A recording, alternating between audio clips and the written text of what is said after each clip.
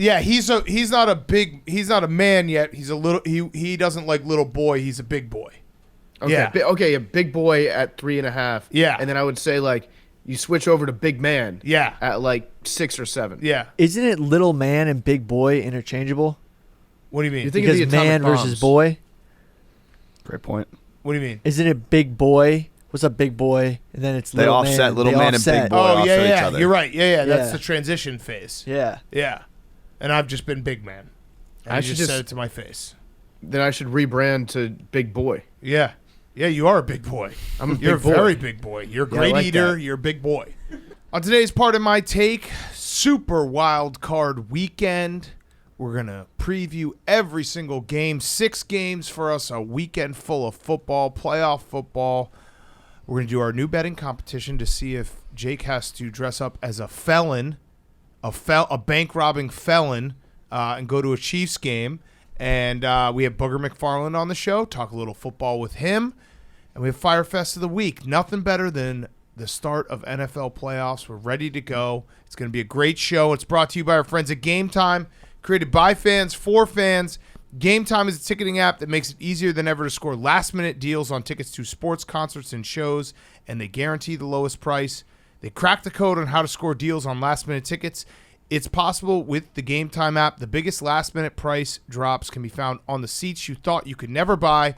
The purchase process takes just 2 taps and 10 seconds, and once you buy your tickets, they're delivered directly to your phone. No printer needed. The app also allows you to easily share tickets with friends via text, so you can get into the game seamlessly, skip the hassle, and enjoy the moment with Game Time. I'm looking right now for our Vikings fans out there. You know that we always support you. $114 to get into the game against the Giants on Sunday afternoon. That's a great deal. They have flash deals. Look, I'm unlocking a flash deal. Now it's $110. And when you use the code PMT, you get $20 off your first purchase. Terms apply. So check it out. Create a login. Redeem code PMT. You get $20 off your first purchase. Terms apply. Check out Game Time right now. I'm going to check out the Bills as well. The Bills against the Dolphins, $114 right now to get in. That's the get-in price. You can also find some great seats. Ooh, I just found some seats that are pretty much on, they're like the 30-yard line, 197, all 22 version. So check out Game Time. Great deals all across the app, concerts, sporting events, everything you need with Game Time. Download the app. Use code PMT for $20 off your first purchase. Terms apply. Okay, let's go.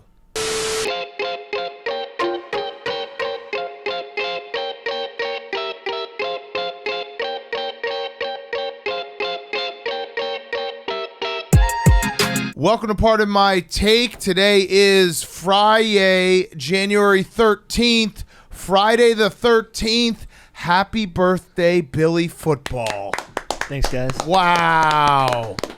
Friday the 13th is always a scary day, especially when Billy Football turns 24. Yep. 24. And your brain is almost fully developed. I know, that's kind of scary. Yeah, well, yeah, that is, because you got like 1 year to make up a lot of ground. Yeah. Yeah, no, seriously. Yeah, and also bad news for Billy. This is the last year that his body is going to grow because your body stops growing as well. So the mass that you're at right now is going to be at Peak velocity. Yeah, you're at peak velocity. So Billy has Damn. become an adult, 24, almost to be able to rent a car. The craziest part is I'm the same age that Hank was when I first met him. Whoa. That's what Whoa. compared it to me. That's wild.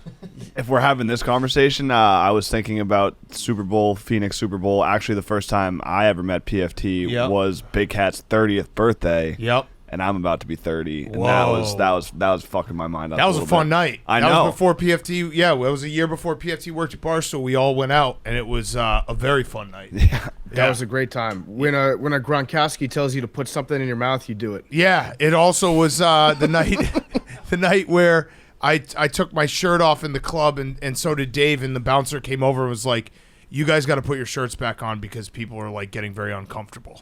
So I think if we had 6-packs, they probably would have let us keep our shirts off. But yeah, they were not, because I saw other dudes with shirts off, but it was they picked us out and they're like, you guys are a problem for like the vibe in this club when you take your shirt off. That's discrimination. It was discrimination. Okay, so happy birthday, Billy. Super Wild Card Weekend. That's what you get for your birthday. The best birthday present for Billy is Jake losing this bet. Yeah. Yes, Yeah. absolutely. Yeah, so It a little would- behind the scenes, we started our group chat to talk about picks, and I said, "What do you guys like?" Billy says, "Dolphins money line." Oh, nice. All right, you can make that pick. You can make that pick. You got to, Jake. We also need to start planning your costume in case you lose. For anyone who missed Wednesday's show, we're giving Jake a little redemption. It's PFT and I versus the rest of the room, and we're going to do a draft of the picks. So there's no double up. So we'll pick a game, then you guys pick a game, and so forth until we each have 7 picks.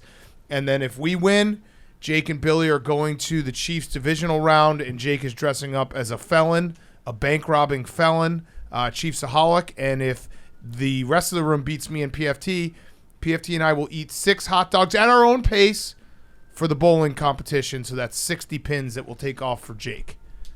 If we lose and he has to go and I'm X Factor, he's Chiefsaholic. We gotta do method acting. Ooh. So that's meth and banks. I also okay. I like that. It's gonna be sick. Yes. I'm so excited. I also have a bet that I wanted to throw out there because PFT, I think you'll probably match, hopefully. There's been a long I'm gonna standing. double. Yeah, you don't want to double. Wait till I talk about it, and then you don't want to double. We've done some fun bets. That's kind of what we do here. We do stupid things, make you look bad, whatever it may be. There's been one that someone in this room has complained about ever since we did the bet because he thought it was unfair that there wasn't another side to it. And what I'm talking about is Hank in the Duke year when he had to get a cat. If Duke Didn't make it to the Final Sweet Four. 16. Sweet 16, And they almost lost he had to to get a UCF. cat. Yeah. So Taco Yeah. he has always thought that there should be an asterisk. He's always thought it's unfair. I am here right now on Friday the 13th, ready to declare that if the Dallas Cowboys win the Super Bowl, I will get a cat. Great. So there you go. Tell you what, I'll double it. I'll Okay. get 2 cats. Okay. Black cats. go. Yeah. So there you go, Hank. Now you can't complain anymore. All right. Would you like to get anything?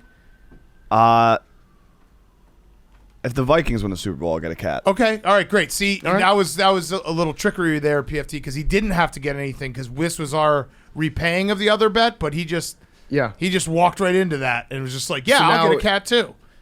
We just leveled the playing field, and Hank said, "No, I'm going to choose to make it unfair for myself again." Yeah. Exactly. Yeah. Man of honor. Yeah. So yeah, Hank is going to put a future on. Did you put the future on the Dallas Cowboys?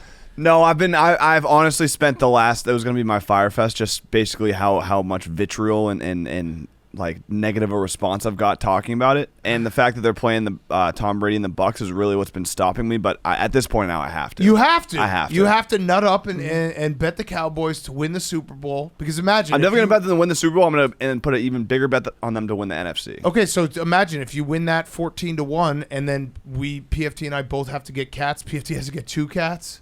Like that would suck. For Can I us. name them all? You can name one. You can name one of the 3. Okay. Yeah, and we'll do like some kind of raffle to see which of the 3 you can name. Is that fair? Yeah, that's okay. fair. All right, one of the 3. What would the name be? Don't worry about it. No, just give us I mean, we were going to name ours LeBron Lockwood for you. I gotta think about Okay. it. Probably Dak. Oh, I mean, okay. Dak the cat is a good name. Yeah. Yeah, that's a good name. That is a good Or name. Dak Prescott. Zeke Yeah. would be pretty cool too. Zeke would be pretty cool. Okay, so you'll Yeah. think about it more, Jerry. Romo. Romo. Oh, I actually wanted to bring that up. It's been a while since we brought up Tony Romo. And now that Yeah. we're back in the playoffs and we have standalone games that everyone tunes in for and everyone listens to every second, I'd like to say that our bet or our take is going to repay us so much these playoffs. Tony Romo has gotten so much more annoying in his noises, in his stepping on Jim Nantz. I actually think Jim Nantz doesn't really like him anymore, and I think it's going to prove true in these playoffs. I guarantee you that people are going to start shifting to our side in these 2022, 2023 playoffs. I'm ready to cash in, PFT. There was an article that came out not too long ago about how he's not focused. Yeah. And how he needs to spend more time preparing for stuff because he got paid and he got lazy. Yeah. So, I think you're right. What game is he announcing this weekend? Dolphins, Bills. So we'll get that Yeah. one. I think divisional round when he starts No doing... one's going to care about this one because it's going to be a blowout. The Right. Bills are going to win. But if it's like a close game in the fourth quarter and he's making his circus noises, then it's going to be an issue. Yeah, the AFC Championship game is what I've got circled. of like everyone's going to tweet us and say you guys were right. Sorry, we thought you were haters, but you actually saw the future better than any of us. I'm ready for that. Yeah. I'm ready for that. We have an update on that potential Bills Chiefs location, by the way. Oh, where is it? Atlanta. Oh, I like that. Fast T-Dog track. loves Atlanta. Yeah, fast track. That will be fun. I don't like it because we're grass guys. That's true. We are grass guys. We support the players, but that will be a very fun game. It's also the one thing I was nervous about is if they picked a place that was easier for one of the fan bases to get to. Both fan bases got to take a flight, so that's perfect. Game on in Atlanta if it happens. It should be outside. I thought it should have been in New York, but they obviously that would have been weird or New Jersey. That would have been weird to do for the Bills. But Atlanta's a pretty good. But it's two outside teams. It's bullshit. Okay, but they're both built as indoor for the teams. over. Yeah, they're both built as fast teams. I agree with Hank. It's better when the championship games are played outside. That weekend feels like a cold weekend. Yeah. Well, it's like if the game would be played outside if there was no game cancellation. So why is it being playing inside? Yeah. Oh, that's the stadium that's got the butthole roof. They should open the roof. Yeah. Yeah, they should have the roof open for that game. So we're ready for Super Wildcard Weekend. Should we just start doing the draft of picks and then we can talk about each game? Does that sound like a good way to do it? So that sounds fine to me. I just thought of another name for the cat though. It should be Jason Kitten. Ooh, that's good too. You can name your other cat that. Where is Jason Witten these days? Probably in the Should shop. ask Booger. Yeah, is he still on the Raiders roster somehow?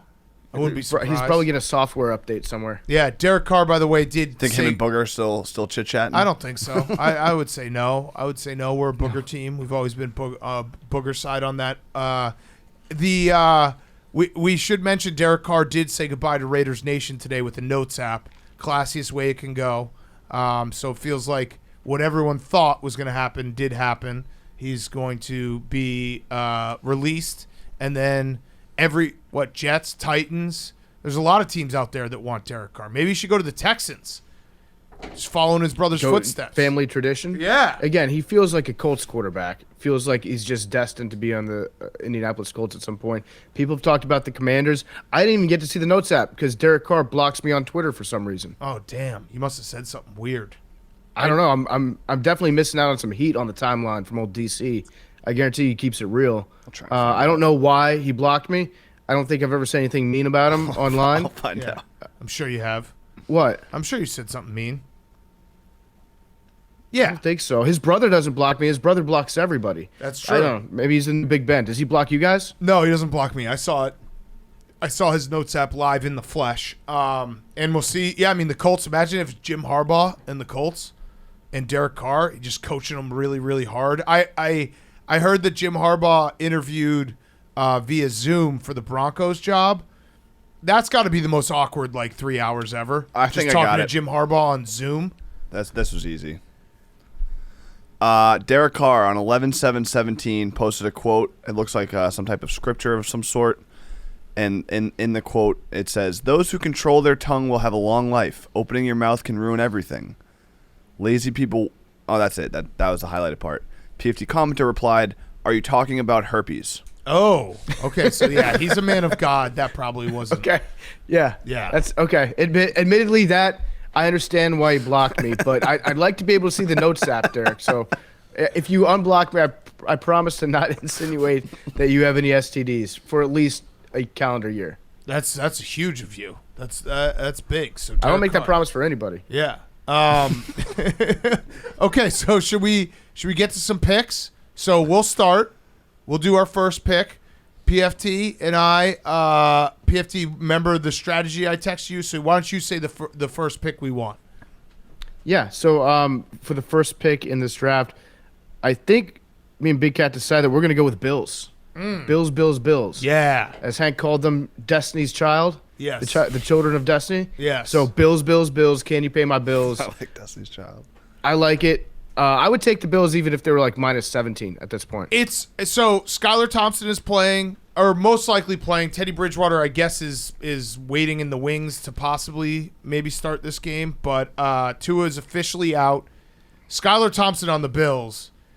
I mean, I don't know how they score more than, I don't know, let's say 13 points. It doesn't feel like it's going to go well for the Dolphins. And so we have Bills minus 13. It's going to be an ass kicking. It's going to be a whomping. The Bills are going to go up and down the field. Skylar Thompson, that's all you got to say. It's like this pick is just Skylar Thompson. Yeah, imagine what we saw last year, right, with the Patriots against the Bills in the playoffs, except now imagine that Mac Jones, who was good at the time, has been replaced by Mac Jones, except like immediately after doing a dizzy bat race. Yeah. And that's what you've got with Skylar Thompson. Yeah, and he's hobbled a little too, so it's not even a full health Skylar Thompson, which I don't think really matters, but that actually might be better, that he's not fully healthy, so he's not going to go out there and try to spin it. They might just say fuck it and hand the ball off the entire time. yeah, I feel like this is going to be a frustrated Tyreek Hill game. We saw a little bit bubbling up against the Jets where he might, throw a helmet or something because he's like, what the fuck? I can't even get the ball. The Dolphins with Tua scored 25.5 points a game. Without, they've scored 16.3 points a game. So doing that math, if the Bills get to 30, we cover the spread. Yep, easy. Yeah. Easy money. Yeah, feel good about that one. All right, Jake. Yeah, And the boys. Our team's first pick. We were all in agreement on this one with no hesitation. We're going to take Bengals Ravens under 40.5. Ooh, okay. We had that on our list too. Yeah, we think obviously the Ravens without Lamar are going to struggle, but they do have a really good defense. And yeah.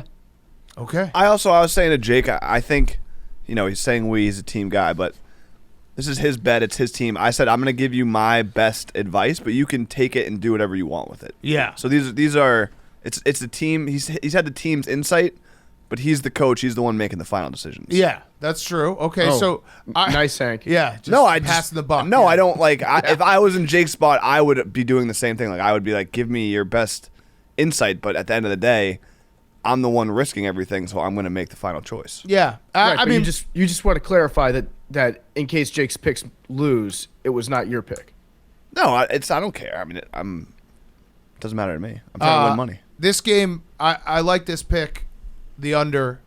I feel like this game is going to be close, just because they know each other. The Ravens sat everyone last week. I don't think the Ravens can score, and I think the Ravens' defense, especially now that the Bengals' offensive line is missing Kappa and La'el Collins, I'm worried about the Bengals. I think they win this game, but I'm still worried about them because I think we said it on Monday. It feels like they're going to just go. They did all the right things to build up an offensive line for Joe Burrow, and now they're sitting here going into the playoffs basically in the same spot where Joe Burrow's going to just have to be a hero, which he can be, and he is most of the time, but that also doesn't mean that he's going to be able to light up the scoreboard against a really good defense. If you want to point fingers at the NFL being rigged against Cincinnati, this is probably their most legitimate complaint that they could have, which was they were kind of forced to play their starters last week to a certain extent so that they could guarantee themselves that home playoff game, which they're getting. The fact that they played their starters, they got some of them hurt last week, that's kind of fucked up. I feel bad for Bengals fans for that. Yeah, that part I always agreed with. Having to play for the coin flip was stupid. And yeah, I mean, Alex Kappa getting hurt. He is officially definitely out, right? I mean, I heard that he was, yeah. He got carted off. I know that football guys are tough, but it feels like I heard that he was. It might be like hockey where they're just being very vague about it, saying lower body injury. And I know the rules are different in terms of what you have to disclose, but I think that the Bengals are going to go out of their way to not give any details that would give away any sort of the game plan. And doesn't this feel I think Zach Taylor's a good coach. Is that a fair statement to make? I know John Harbaugh is a good coach. I think if you're coming off a Super Bowl, you're a good coach. I don't know. Doubt. I mean, at least a year or two. Remember the beginning of the season when they sucked and they started 4-4, and then Joe Burrow said that they had a meeting and they were like, "Hey, let's let Joe Burrow just do his thing," and then they became good again. That feels like it was bad coaching to not do that from the start. Yeah, Zach Taylor should have been like, okay, I'm not going to make Joe go under center after he's coming off an injury in the Super Bowl. Let's just let him stand back in shotgun and deal the ball. Yeah. That's kind of – it did take 8 games for them to figure that out, but they figured it out eventually. Harbaugh's a great coach. Lamar Jackson, we don't know if he's going to play, right? Last I saw, he's still very much a maybe. Yeah, I don't think he's going to play. I thought he was out. I don't know if he's officially been ruled out, but it feels like he's not going to play, and I don't know if it's – I mean, I assume it's still injury because Lamar Jackson feels like a competitive guy. I do it is weird that Roquan Smith got $100 million and they still haven't paid Lamar Jackson. I don't know how this is all going to play out, but it definitely feels like it Schefter's doing the sucks thing for where him. he's still counting the days of how long it's been since Lamar's practiced. So right now it's up to 38 days, which if you have a bad PCL injury, again, that's kind of still in line. It's not crazy to think that you would miss 38 days of practice with a bad PCL. But again, it all just goes back to how weird this whole relationship between Lamar and the Ravens has become. And it's, you know what it is already? It's Lamar Photoshop season. We are knee-deep in Lamar Jackson Photoshop season, just putting him on any team out there that might need a quarterback. Yeah. And they all look good. Lamar Jackson looks good in every uniform. Every team that says, "Ooh, what if we added Lamar?" I'm just like instant playoffs. Yeah. Yeah. So, Lamar Jackson is going to be either and Tyler Huntley's hurt too. So it might be Anthony Brown. I got to believe that Lamar's going to play. I would be surprised. I Really? think he's going to do it. I think he's going to do it. And if he does play, what was the amount of days? 38. 40 days. 40 days. That's a lot of time not practicing. Got to be a little rust, right? Yeah, it's the same as Lint. People give up drinking for that long every single year. Yeah, but Yeah. his body could be fresh. His body could be fresh. You're right, or it could be a knee injury that he struggled to get back from. So, Or- it's not 100%. Or he's just got the healthiest PCL in the world at that point. Yeah, it might be a chestnut checkers play. that would be bad for your under. Yeah, it'd be very bad if he played. If For he was Jake's fully under, yeah. healthy, yeah. For Or Jake's would his under. PCL be too healthy? Then there's the flip side of that coin. Yeah. By the way, you guys are minus 13 is the numbers. I Yes. want that on the Yeah, record. we know. That's Oh, I what I know. said. Yeah, I said it, yeah. I just like saying it too. Oh, okay. That's what Got I've been it. all season. Yeah. PFT. What do we want to do for our next pick? We got some good ones we like. We got some good ones. Let's go with the second one. Okay. In the last text that I sent you. Do you like that? Yeah. Say it. Giants. The G-Men. The Giants +3. NFC Beast, baby. It's the Beast weekend. Yeah. I mean, we've talked at length about the Vikings. I don't know. I don't think their defense is good. I think Kirk Cousins is had a very good year. I think their defense is going to fail them. And Brian Dable, and we're going to talk about it with Booger, the Wink Martindale, playing, his defensive scheme is going to fluster Kirk Cousins. If this game was at noon, I'd say the Vikings win by 2 scores. With it 4:30, 3:30, give me the Giants +3. And you know how those winters in Minnesota get, Big Cat? Sun goes down early up there in the wintertime. That's so it's true. going to feel like a 7:30 game. It is. It's going to feel like a night game. He's going to be like, fuck, what's going on? The second half starts, and it's a primetime game all of a sudden. I do think that, we gave out a bunch of different Coach of the Year votes. I think we had like 12 or 13 coaches receiving our vote for Coach of the Year this year. Yep. I think that the winner of this game should be the Coach of the Year. Ooh. Okay. I'm down to put that out there. These are probably two of the favorites to win the award this year, right? Yeah. O'Connell and Brian Dable. And I know that a couple weeks ago, Wink Martindale said Kevin O'Connell's like the Harry Styles of coaching, and I'm more of the blue-collar guy out there. I didn't like that quote from Wink because, one, a true blue-collar guy would not know who Harry Styles is to make that reference. And then, two, blue-collar guys don't call themselves blue-collar guys. That's true. Blue-collar guys just are. They just exist as blue-collar guys. I have a stat, too, to back this up. Wild card hosts that missed the playoffs last year are 12-28 against the spread. So it's essentially the thought behind it is if you miss the playoffs, you're a bad team, and then all of a sudden you're hosting a playoff game, maybe you're not that good. Maybe you just had, a season that the ball bounced your way, and it's not sustainable. Yeah. Yeah, I mean I think that's a pretty telling stat actually. Like the fact that we're betting so heavily on the Giants this weekend, I think we are to a certain extent rooting for our own take. Yeah, Like, this oh, will yeah. be complete validation, right? Like if the Giants win this game, then the victory lap that we will take will last for the entire Monday episode of Part of My Take. Correct. I think we have 2 opportunities to do a victory lap on the Vikings. This would be the ultimate victory lap if the Giants beat them, and then if they lose by double digits the following week, then we Yes. can take the victory lap. And if they get to the NFC Championship game, we're officially on, oh, fuck, we were wrong. We might have to get a tattoo. Yes. Yeah. And if they get to the Super Bowl, what's our tattoo again? It's just saying we were wrong. And then if they win it, we get Kirk Cousins. I think if they win it, we have to get I think we said Kirk Cousins' face tattooed on our ass. Yeah. And if they just make it, just we were wrong about Kirk Cousins tattooed on our ass. Yeah. Okay. All right. I'm in for both. All right. Your guys' pick.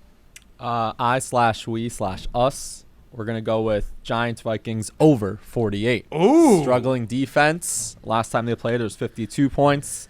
I'm just looking at all these final scores from the Vikings games, and there's a lot of shootouts. There are a lot And of it is shootouts. indoors. So It is indoors. no factor there. Daniel Jones lighting it up. Saquon Barkley, fresh legs. Yeah. Ooh.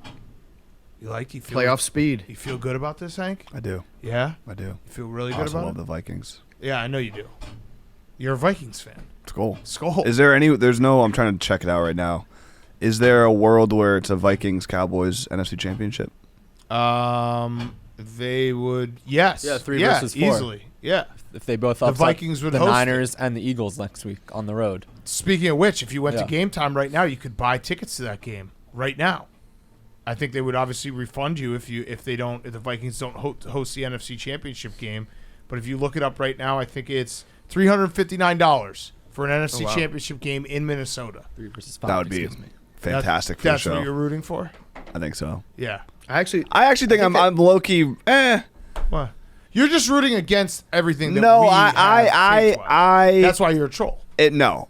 Perfect scenario, because I've said it many times, I enjoy the pageantry, I enjoy passionate sports fans. Best case scenario for Phoenix is Bills, Eagles. Oh, that would be incredible. actually But imagine the storylines if it was Cowboys Bills, beating the Eagles Cowboys. would be Yeah. unbelievable. Bills Cowboys or Bills Cowboys Niners. in Arizona. But, like, a the throwback of old fans. like revenge for the Bills. Are Ed and Yeah. Alicia still coming? Or is that just last year? Yeah, we can figure out a way to get them there. Bills Yeah. Bills Niners would be the Schwam pick that he picked every That's year. true. Yeah, so Yeah. that would be Hey, fun as Hank, well. I'll tell you what. If it's Bills, or excuse me, if it's Cowboys against Vikings in the NFC Championship game, we should actually build like a small little bridge that Hank has to do. Part of my take from underneath, because his troll game Yes, will have accomplished so much. Hank actually might be the biggest Dallas Cowboys fan in the media, like the most out of the closet, openly Dallas Cowboys fan that there is. Yeah. Because all the other ones have like gone back into their little caves, and everyone's like embarrassed about being a Cowboys fan now. Hank, you're really carrying the torch for him. I put out a tweet just saying I think I'm going to put a future on the Cowboys. I don't think I've ever gotten more hate and like you're an idiot. And I get a lot. I get that a lot. And this was overwhelming. So you got to do it. And now, yes, which then just, inspires me to do it more. Okay. So, Okay, well let's go to but our it's just the third Bucks. pick. That's Let's go where to it's our like third I pick. still can't. Yeah. My inner troll can't get over my love and appreciation for everything Tom Brady's done for me. Well, you had a chance to do it, but we'll do it. Our third pick will be Bucks plus 2.5. So Easy. Bucks plus 2.5. I'm going to give the stat to Booger, but I'll say it right now. The Cowboys are 1-4 this season on natural grass. The one win coming against the Titans when they weren't playing anyone. It's like a don't overthink it. It's Tom Brady versus Dak Prescott. It's Tom Brady versus Dak Prescott. I've said this before, but when you have moments like this, you can make a bet, and if you're wrong, you can live with it because you're like, all right, I trusted Tom Brady, the greatest quarterback of all time, to beat Dak Prescott. But if you're wrong the other way, if you bet the Cowboys like Hank is going to do, he's going to unload on it, and you're wrong then, and you say, I bet Dak Prescott versus Tom Brady in a playoff game, you feel like the biggest idiot of all time. Correct. For the record, I'm going to unload on the future. No. And just hope for them. I'm going to bet a little bit on them to beat the Bucks, but then once they beat the Bucks, then it's unload. No, unload. you've turned your back on Tom Brady. It's No, fine. that's It's not fine. true. Yeah. That's not true. You're Dak Prescott Hank guy. probably read that fan fiction from Florio this morning that said he was going to be a Dolphin next year. Yeah. And Hank's like, he's dead to me. That's Yeah. fine. I still love Tom Brady. My support for Tom Brady has never waived. And here's a little fun stat. He's won 7 Super Bowls, Hank. Dak Prescott has won 0 Super Bowls. And you're betting on Dak Prescott. I just think the Bucks have been so bad all year. Oh, I have a fun fact for that. Okay. Okay, teams 500 or below are 8-1 against the spread in the playoffs. Yeah. The Bucks are 8-9. They are below 500. You remember obviously the famous one, the Beastquake with Marshawn Lynch. That team was under 500. The Panthers in 2014, they were under 500. They won in the first round. So yeah, I feel good about the Bucks maybe getting a little healthy and beating Taylor the Heineke Cowboys. covered the spread against Tom Brady Yes. when the Washington football team at the time was under 500. Hank, Sam Howell just lit up the Dallas Cowboys defense. What do you think Tom Brady's going to do? I think they were just getting ready for the playoffs. I don't think that was their full A-game effort. But they were playing for the 1 seed. Yeah, but according they to had you. scoreboards. They were watching the scoreboards. The Eagles game was never in doubt. The 49ers game was never in doubt. Oh. Because I actually brought that point up on Friday. I was like, do you think if they look at the scoreboard, they're not going to try as hard? And you're like, no. Yeah, but then, I thought no, and then you kind of, accepted that into my brain. I was like, yeah, Big Cat's always right. And, once again, you were.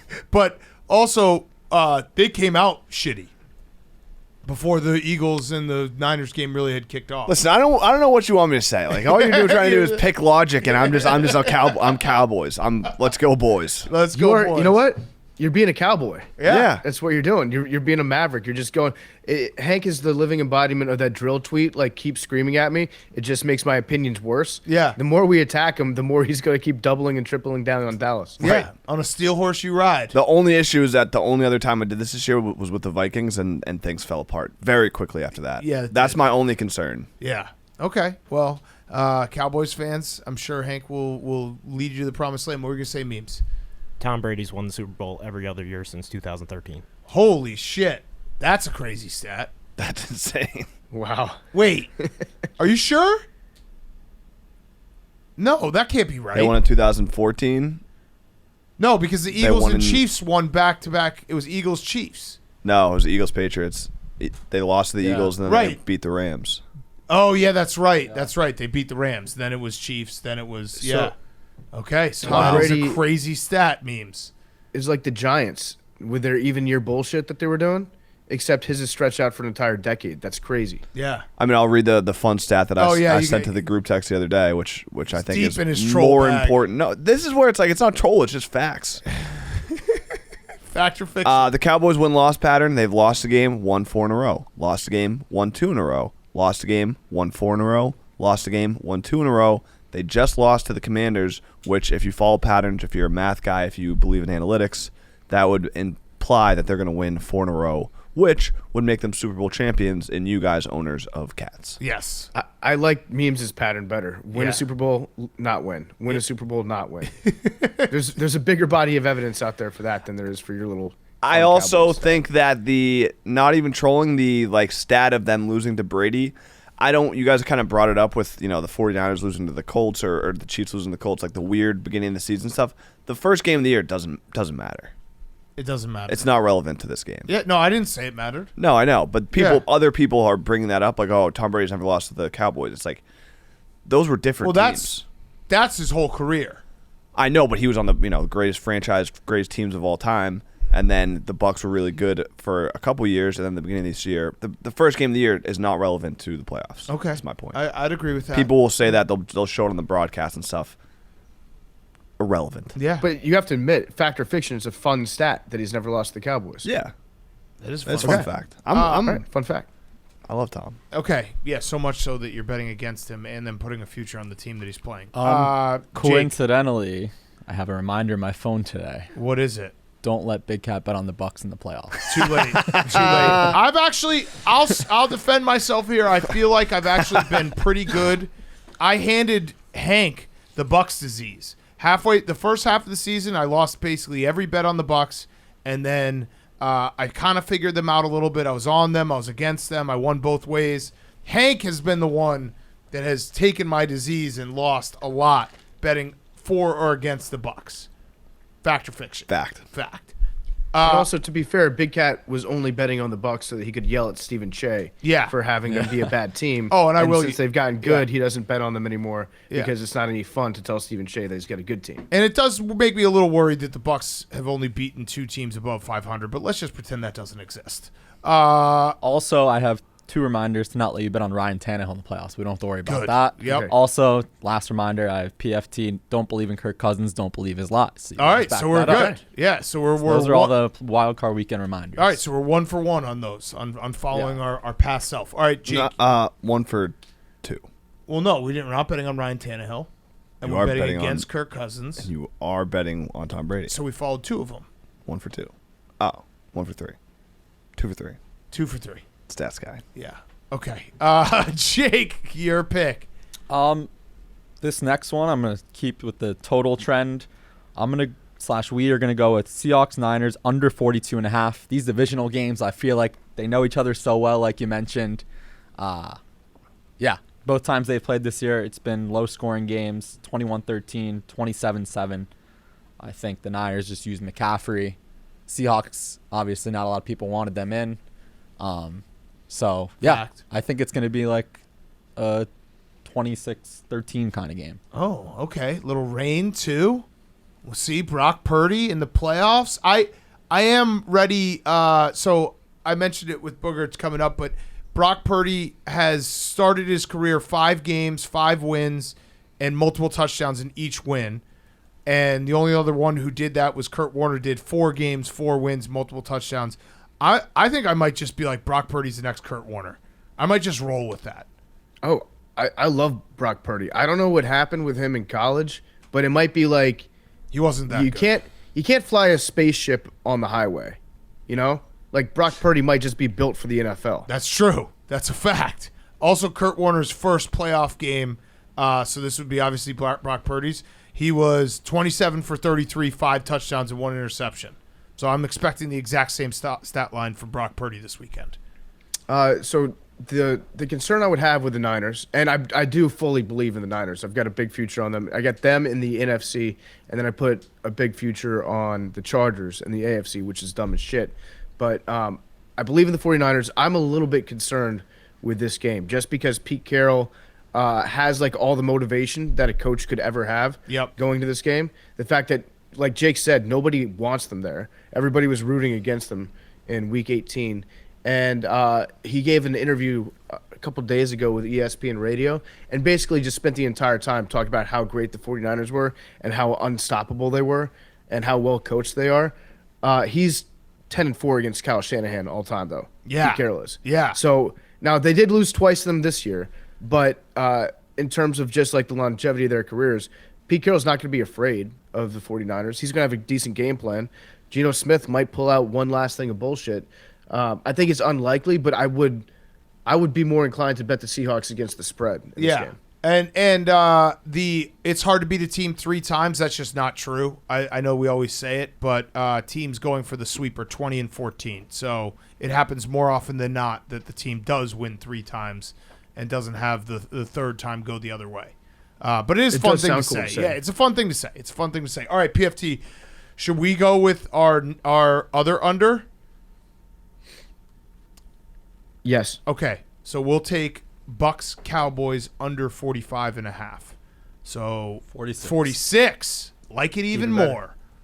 I think this game is going to be tight. I think the Bucks, their offense hasn't been fantastic. Their defense is good. I like this under. I do. The reemergence of playoff Lenny. Yeah, playoff Lenny ready to go. I saw a clip the other day that was very funny. Lenny tried to bet Tom Brady $10,000 in a 100-yard sprint, and Tom Brady got to start at the 50-yard line, and Tom Brady didn't take it because he was like, I'll lose. So that would just be a very funny race to watch. I think Tom could do it. I do too. 50 yards is a lot. That's a huge head start. And playoff Lenny, he's putting on a few pounds. Remember that. For the playoffs. I'm still thinking like this entire season, even though Fournette has been like very much in shape, I just can't get those first couple pictures out of training camp out of my mind. And it happens every year when one running back shows up fat. Like my prediction for next year, I think Ezekiel Elliott is going to be the fat running back next year. Ooh, yeah. I mean, he's definitely been like flirting with it for a while now. Well, he's got the fat face. Yeah, he does. So even when he's not fat, you assume that he's chunky. But then he does the shirt, then he's got 6-pack. I just think he's going to get fat next year. Jake, your next pick. So we're at 4. We're round 4 now. Yes, the bottom of the 4th. Bottom of the 4th. Bottom of the 4th inning. Game's almost official. That was a really stupid joke. That's all right. Dolphins Bills over 43.5. Skylar Thompson. I don't want to say it, but I'm going to say it. The Bills might score that on their own. Ooh. So if the Dolphins can just like put together 2 touchdowns, I'm feeling really good about this one. Yeah. I don't hate this. Yeah. I don't That's hate it. it either. initial. And if they don't score 2 touchdowns, the Bills could score 35, 40 points. Yeah. My initial reaction on this game was to take the over, and then as I was working out in my head, I was like, I was only taking the over because I thought that the Bills might score 45. So then I was like, why don't I just bet on the Bills then? Yeah. Yeah, I went through the same exact process. I'm like, We're still very dumb. We've been doing this for 7 years, and we're still that dumb. Yes. All right, our next pick. Do you want to do Saturday night PFT? You want to go there? I'll let you make the call on this one. All right, let's do it. The San Diego Superchargers -2.5 Saturday night against the Jaguars. I don't really You've have been any all over the place with this game. Yeah, no. Well, I've been consistent in that Jerry is upset at the Jaguars because they've stolen his "It Was Always" moniker. But I actually just don't even know in this game. We're at the fifth pick. It's a coin flip. I do. Yeah. I'm kind of falling back in love with the Chargers, so I really can't explain it other than that. I'm fully back in love with the Chargers, and I think that this is going to be the playoff game where Staley does not pull any of his bullshit. Ooh. I feel like Staley is going to get it's going to be weird for Staley because he's going to get so normal with this game.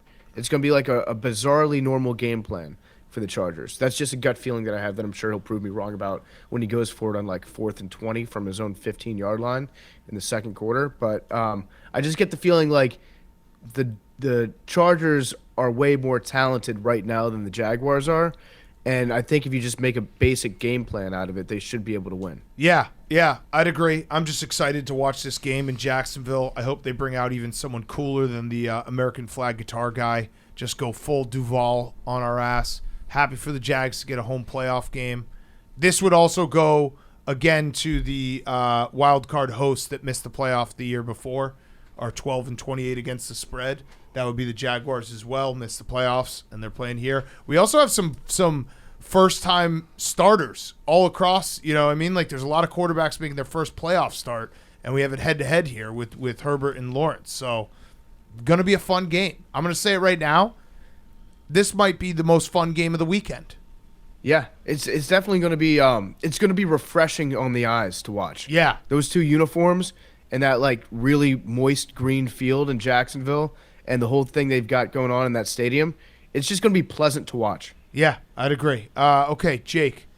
We're going to stay in Jacksonville and go with Chargers Jags under 47.5. Ooh. I think the Jags defense has been solid, but I also think big playoff game, they might come out a little tight offensively. Okay. Trevor Lawrence misses throws like it's his job. That Titans-Jaguars game is going to be sticking in your head forever. He missed. He did. He missed a three wide open touchdowns. Yeah, no, you're right. They got bailed out by the defense. They had no right. The reason they won that game had nothing to do with Trevor Lawrence. Is it because you took the Titans money line? No. Oh. I had him plus 6.5. Oh, you didn't take the money line. No. Oh, okay. So yeah, you won because of Trevor Lawrence. I know, but I just that was a playoff game. That was a playoff game. Yeah. There was two. There was Yeah. two wide open touchdowns that he missed in a playoff game, playoff atmosphere, home game. It's the same exact thing. So I mean, maybe he'll correct his errors, but yeah, that was alarming. The it might be, yeah. Let's not forget the national championship that we were at. Yeah, which we were too drunk to even realize how bad he was. But he was really bad and did the same things. I remember after leaving that Clemson LSU game the next day, everyone was just talking about how Trevor Lawrence was so bad. And in my head, I was like, I just remember LSU being so good. I don't even remember Trevor Lawrence on the field because I was for that sure. drunk. Yeah. I just remember the Joe Burrow throws. Yeah, right. I had no idea that Trevor Lawrence was that bad because we were fucking wasted in the Superdome. Well, because the next day we tried to talk to Joe Burrow about the game, and we were just like, "You were awesome." Yeah, yesterday. that was so sick when you threw Talk about how awesome it was being awesome. those touchdown passes were fucking those ruled. Oh, so Max just sent the group chat stat about Mike Williams, how much better the Chargers are when Mike Williams is playing versus when he's not. The stat is that with Mike Williams, the Chargers are 8-2. Without Mike Williams, they are 2-4. But I think Mike Williams is playing. I think so, too. It was a back spasm, so which those suck. As I think me, you, Big Cat, Hank, we've all had back spasms. They're bad, but if you get outside of them like a few days afterwards, it's not like a lingering thing necessarily unless you re-injure it. So he should be able to play, right? Is he playing? This is gonna suck so bad if we look it up and it's like, nope, he's not playing. We need to find that. I'm pretty sure he's playing. Keenan Allen said Mike Williams is getting better every day, and I think his mindset is to play. Okay. All right. So that means he's not playing, but we're going to have to wait till right before kickoff to learn that he's not playing. The best that you can hope for with the Chargers is that he's going to be healthy for 3 quarters, and they'll build a big enough lead that they'll be able to win this game, and then they'll have some debilitating injury that will sink them next week. Yeah, that's true. That's a good point. Okay, our next pick. So 6th pick, PFT. What are we thinking? I'm looking at this list right here. What are we thinking? We've taken a lot of the things we like. Yes, they have. Do you want to just go head-to-head with them on this game? Sure. All right. I said it was going to maybe be the most fun game. We're taking the over in this game. I like it. 47.5. Mike Williams is playing. Yep. We just made a double bet on a guy who's just always injured playing. But he's going to be fine, Big Cat, for the start of the game. Here's all you have to do. Here's all you have to do with the Chargers. Herbert. You just say names. Herbert. Yeah. Bosa.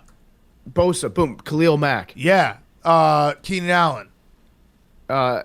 Austin Eckler. Yeah. Boom. Derwin James. Boom.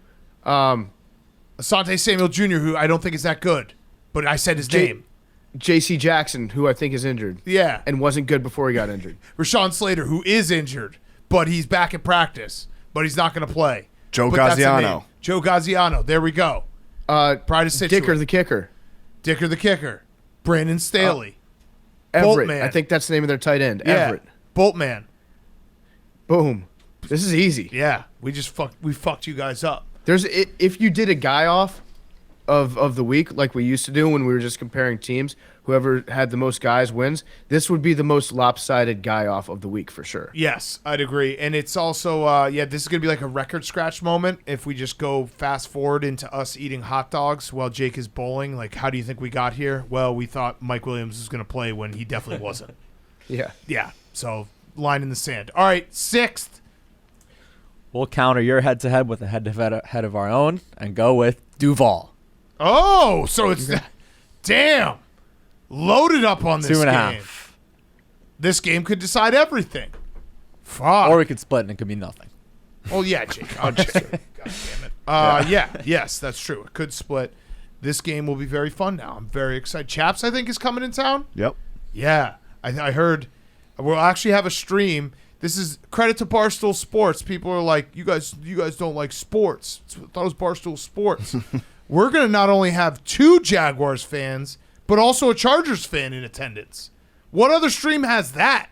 That's I don't think insane. any other company in America can find 2 Jaguars fans and a Chargers fan in the same company. It's very rare. That's it's like that- the most elite Pokemon Yeah, that's of the sports world. That's Fanagami. Yeah. No one's ever done that. There's Yeah, you won't find a house divided license plate saying Chargers and Jaguars. right, exactly. But Yeah. we got that. We got Yeah. that. Okay, our last pick. PFT, I'll let you go with anything on our list, and I'll ride. Anything on the list? Anything Okay, you what want about, on the list. What about the last one that I sent you? Let's see. We can go with anything on the list. Okay. I don't love it, but let's fucking ride. It's divisional That makes opponents. me love it. That makes me love it even more. The fact that you don't love it because I don't love it either. Yeah. All right. So we're doing Seahawks plus 9.5. Seahawks plus 9.5. These two teams know each other very well. Yeah, it's tough to beat a team 3 times in a season. It's everyone says that, and there's no stats contrary. And Well, Pete Carroll's been here before. yeah. And, ball control, Kenneth Walker. The 49ers notoriously have maybe the best run defense in the NFL, but ball control, Kenneth Ball Walker. control. Well, that just means that he'll be averaging exactly 3.3 yards per carry. Yep. So eat up the clock. Yeah, get first downs. Move the chains. That's Yeah, the I game love it. plan for the Seahawks. And Brock Yep. Purdy, he's not that good. No, he's never like. You remember how bad he was in college, Big Cat? Yeah, people are comparing him to Kurt Warner. Like, dude, give me a break. He's played like 5 games. That's crazy. Yeah. I love this pick. I love this pick. All right, Jake, your last one. All right. The Giants are the sexiest upset pick, so we're going to go with the Vikings. There we go. Yep. -3. I don't hate your Everyone picks. loves the Giants. Yeah, I don't hate your picks, Jake. So we have 5 totals and 2 spreads. You guys have 5 spreads and 2 totals. Okay. And what do we have? 2 head-to-heads? Yeah, let's ride. Yeah. Let's fucking do this. So should we think of a tiebreaker scenario? Should we do like a no? Hansen? We'll flip a coin. Okay, I was gonna say like Yeah. a Hansen thing. No, where no, it's we'll flip a total coin. points in the No, six we'll flip a games? coin. All right. Let's go with the Ravens Bengals. We'll flip a coin live on air, and that will decide it. Billy, you're going to be rooting with us very hard. I am rooting so hard against Jake. Billy tried to tell the woman who books our travel. He's like, you need to look into the Chiefs weekend already. She's like, is this true? I was like, no. We're ordering the costumes already. You do have to order. I also want Jake to wear a name plate that says "I am Chiefsaholic." Oh yeah. Just so if there's any belief that this guy isn't a felon bank robber, we get it very clear. I am Chiefsaholic. I will say one thing.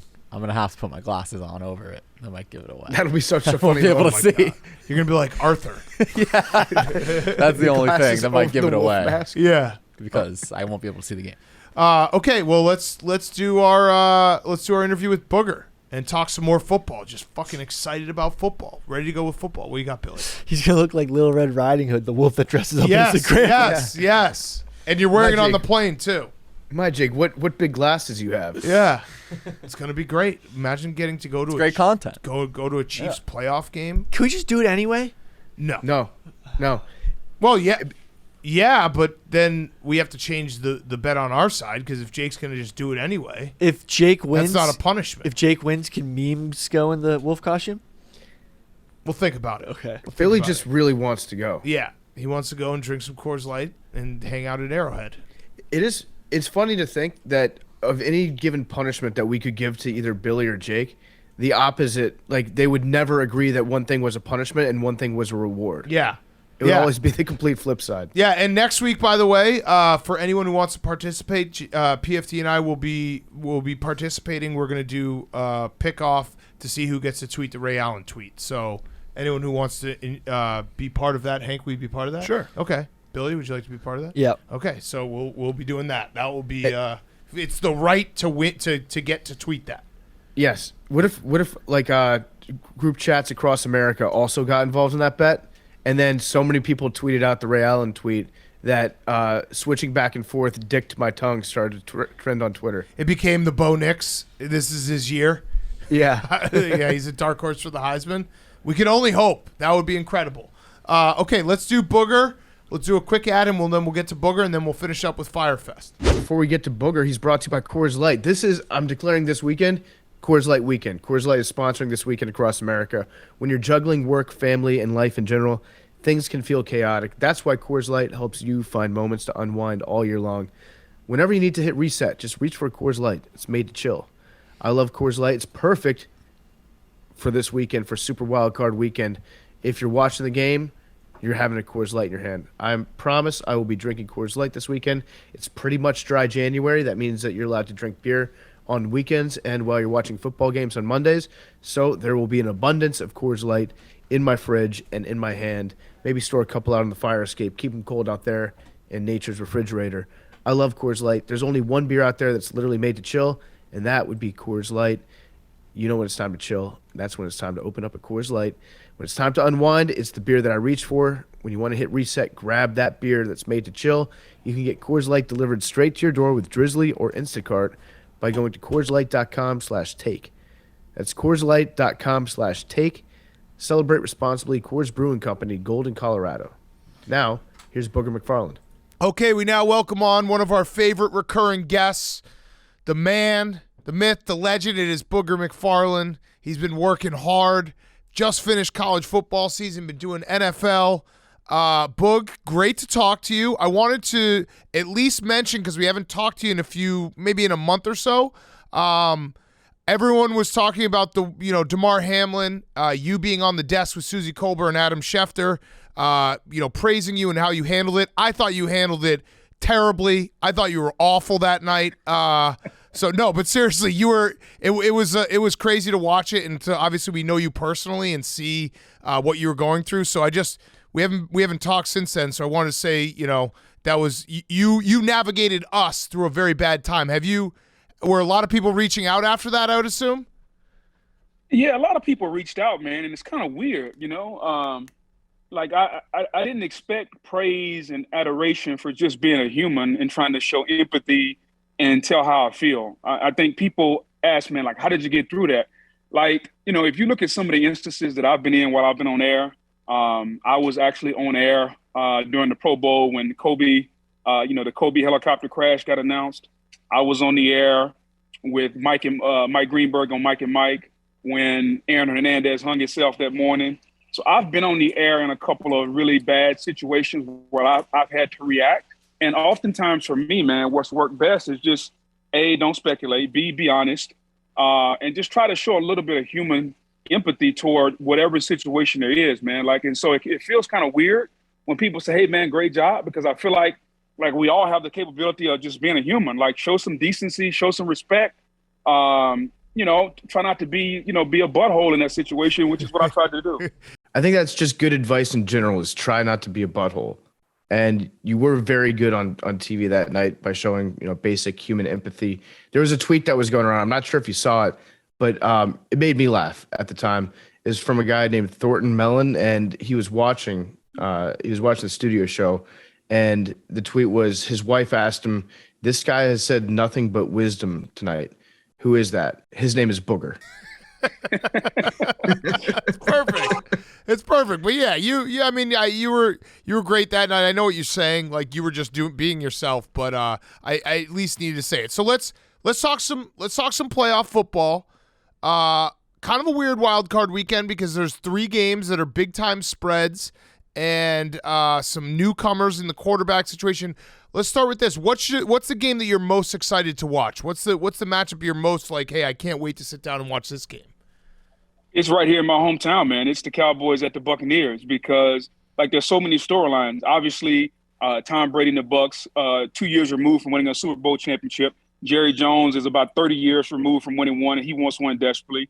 You got Dak Prescott. Can Dak live up to the $40 million contract? Can he get improving in the playoffs? You got the Mike McCarthy situation.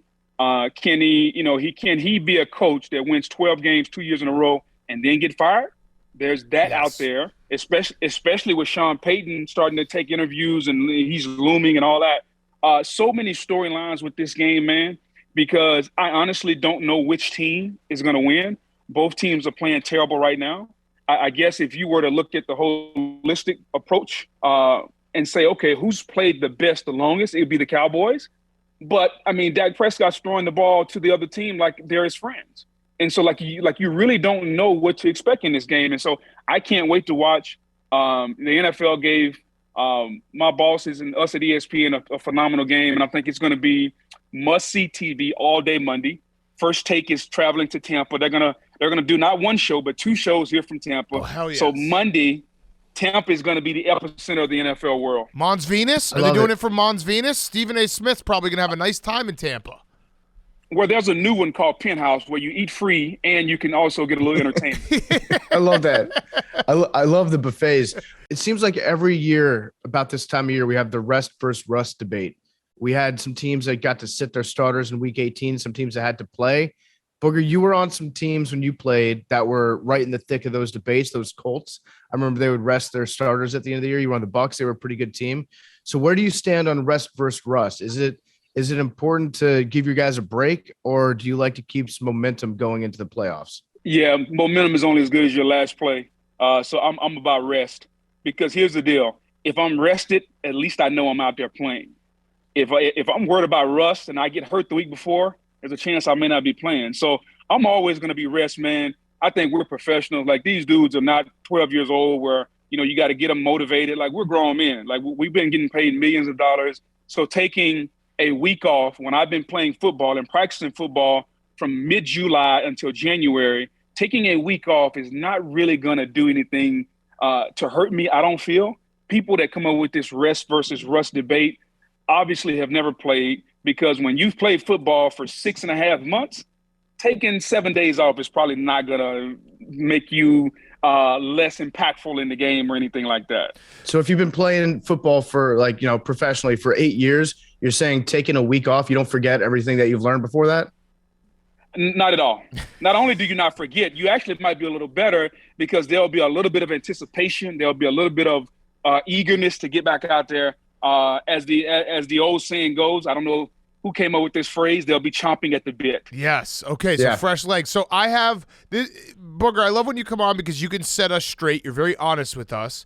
And I have a stat that I want to throw at you, and you tell me this is absolutely stupid. It's just complete luck or happenstance. There's nothing there, or ooh, there might be something there. The Dallas Cowboys are 1-4 when they're playing on natural grass this year. Their one win was against the Tennessee Titans, who were playing absolutely no one on that Thursday night game. Is there anything behind the fact that the Dallas Cowboys defense needs that fast track to rush the passer, and when they get on a little bit of a slower turf, it neutralizes their speed a little bit, Micah Parsons in particular? Is that there's something there, or Big Cat, you're a fucking idiot? Well, first of all, you're an idiot. That's number one. True. Second of all, stats are like bikinis. They show some things, but they don't show you everything you need to see. So let's move on from that. Now, thirdly, understand this. When I'm on turf, we all know turf is a faster surface, all right? As a defensive guy, especially if you're a smaller defense, yeah, you're going to be faster on turf. But guess what? It's not like you're playing on turf and the offense is playing on grass. Like, both of you are playing on the same surface. So their reaction time is going to be a little bit quicker also. I do think from a confidence standpoint, from a just emotional standpoint, just from a eagerness and aggressiveness standpoint, defensively, when you're a fast defense and you're on turf, you play faster. And that gives you a little bit more confidence. Whereas when you're on a surface a la, I don't know, the Arizona Cardinals or the Las Vegas Raiders that really have domes that have terrible grass fields, like, you don't really get good traction. So I don't necessarily believe that stat is the end-all, be-all. But I do know that when I was on grass, I feel like I was a tick faster. Excuse me, on turf, I feel like I was a tick faster. Right. Okay. All right. One other stat that you could tell me I'm an idiot or there's something there. How old were you when you retired? 29, getting ready to turn 30. Okay, so you retired a little bit younger. The stat is Tom Brady with the Bucs in night games is 2-13 against the spread. We've had this theory for a few years now. He's 45 years old. It's past his bedtime. Is that so crazy? Is that so crazy that it might be past his bedtime? Because, like, everyone knows they're, whether it be your parents or, like, an older relative or someone, if you try to call them past, like, 8 o'clock at night, they're sleeping. Yeah. The thing about this, we're all creatures of habit, right? Mm-hmm. Like, you wake up every morning, and if you don't get your coffee, namely your Stella Blue coffee, yes, you're going to be kind of cranky. Okay, I mean, Big Cat's going to be cranky. You're going to start firing off a bunch of tweets. You're going to call PFT and wake him up because he doesn't get up till 10. So we're creatures of habit. So understand that. So Tom Brady going to bed at 8:30 after he's had some avocado ice cream and a couple of bowls of Brussels sprouts. We don't kick off Monday Night Football until like 8:17, 8:19. By the time we get to the fourth quarter, it's almost like 10:15, 10:30. So, yeah, I guarantee you your body is not used to functioning at optimal level when you're used to going to bed for 59 days a year at 8:30, and all of a sudden there's a few nights a year where you got to be up. Mm-hmm. And not only do you have to be up, you got to be performing at a high level in front of millions of people. I would, even though I'm not a stats guy, there may be something to that, Big Cat. Okay, I like that. All right, so we had one stat that worked and one stat that was debunked. You said some stats are like bikinis. This one's more like a one piece because it covers up a lot. But your colleague, our friend RG3, he came out with a take the other day pointing out that teams that run the ball more in the playoffs are more likely to win, which is true, but it also completely neglects the fact that if you're running the ball 30 times in the second half, you probably already have a lead. So can you just point that out to him and let him know that, hey, yeah, you're probably more likely to win a game if you've got a 15-point lead built up in the first quarter and you're trying to kill the clock from that point out. Yeah, I would definitely remind RG of that. He'll be sitting to my right on Monday night. And as far as him being a running quarterback, I'll also remind him that half of the runs that were on his stat sheet when he played with the Washington Redskins at the time were probably runs by him. So I'll definitely remind him of that. Yeah. That's true. Yeah. That's a good point. Has he had his baby yet? I don't think so, although there were a couple of false alarms. Not sure kind of how to interpret those. I think the internet interpreted them a couple of different ways. I did find it kind of entertaining when he was live on the air at the Fiesta Bowl and caught a Southwest flight Yeah. at the last minute to get back to Orlando. Number one, Southwest always sells out. So the fact that there was a last-minute flight, I find that hard to believe. Two, the fact that he made it all the way back from Arizona to Orlando, and the baby wasn't born, but there was a party going on. There was you also can interpret that how you want to, but I do wish him and his wife, whenever the baby come, I think it's going to be another girl. Here's the one thing I can tell you: whenever the baby comes, the whole world will know. There will be a nice Instagram post. There's probably going to be a video released. Might even be a Netflix special done. Yeah, and you're just on threat level midnight, so he's just ready for it at any time. I remember when my second child came, I was literally walking in the office to start a playoff hockey stream. Had my dinner in my hand, and I got the text, and I was like, all right, well, we're not watching playoff hockey tonight. That's that. So, by the way, speaking of dinner, PFT and I have been discussing, like, Bonds of Anarchy has gotten fired back up, so he's starting to, work out, lose the beer belly. I noticed that you said you didn't meet your goal of losing 30 pounds in a week, so you skipped the donuts last Saturday. Yep. So I'm a little concerned. Yep. So talk to me about where we are. How's our cholesterol? How's our health? Has the doctor given us any advice as far as we need to lose a few, maintain? Talk to me. All right. So, doctor, that's funny that you think I see a doctor. I don't remember the last time I've been in a doctor's office. I knew this was going to happen because I knew you were coming on, and I'm trying to get back in shape. I am down. Now, there's a lot of water weight. I'll admit it. There's a lot of water weight. On January 1st this year, I weighed 251 pounds. I weighed myself this morning. I was 238.8. So a lot of water weight. I was, I whenever I'm about to diet, I do kind of like just go crazy. Like I think I ate a whole pint of ice cream on December 31st. So a lot of water weight, but I'm starting to slim down. I'm going in the right direction, Boog. Wow, that's impressive. Number one. Let me give you just a little tip, all right, because you and I both kind of have the same regimen, I think. Like I wake up in the morning and I try to intake all my liquid before noon. It sounds kind of weird, but like I drink like a 24-ounce coffee in the morning. Yep. I'll do my Peloton in the morning or lift weights, and then I'm banging out like 5, 6, 7, 8 bottles of water. Yep.